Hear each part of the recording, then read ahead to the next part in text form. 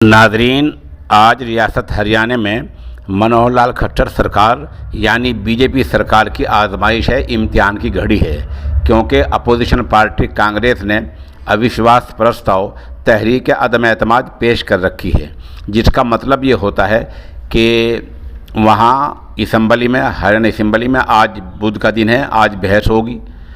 तहरीक अदम एतमाद पर, इस अविश्वास प्रस्ताव पर बहस होगी, सवाल जवाब होंगे। उसके बाद वोटिंग का पूरा इम्कान है। वोटिंग में क्या हो सकता है उसका आप सुन लें। फ़िलहाल हरियाणा असम्बली की जो हैसियत है वहाँ ये है कि 88 सीटें हैं, असल में 90 सीटें हैं, लेकिन एक ने इस्तीफ़ा दे दिया है, दूसरा नाअहल करार दे दिया गया है, इसलिए 88 सीटें हैं।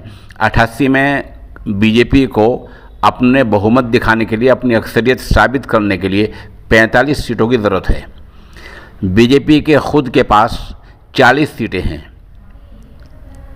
आज़ाद जो मेंबरान असम्बली हरियाणा के, वो किसान आंदोलन को लेकर बीजेपी से नाराज़गी जाहिर कर चुके हैं। अलबत्ता मसला दुष्यंत चौटाला का है, जिनकी पार्टी का नाम है जननायक पार्टी, जिसको जेजीपी कहा जाता है। हमारा मानना है कि आज हरियाणा में खट्टर सरकार से ज़्यादा दुष्यंत चौटाला का इम्तिहान है। दुष्यंत चौटाला की इस जननायक पार्टी के, जेजीपी पार्टी के 10 मेंबरान असम्बली हैं। ये इत्तेफाक की बात है कि 10 के 10 मेंबरान असम्बली किसानों के वोटों से इक़्तिदार में आए थे और ये किसानों के हिमायती कहे जाते थे। लेकिन किसान आंदोलन में किसान दुष्यंत चौटाला और उनकी पार्टी से बुरी तरह खफा हैं, और खफा होने की वजह है कि किसान सड़कों पर हैं, खुले आसमान के नीचे सो रहे हैं, और किसानों का पूरा दबाव है कि आज किसी भी तरह दुष्यंत चौटाला के जो मेंबरान असम्बली हैं, जो एमएलए हैं, वो इस तहरीक में कांग्रेस का साथ दें, अपोजिशन का साथ दें, सरकार का साथ ना दें।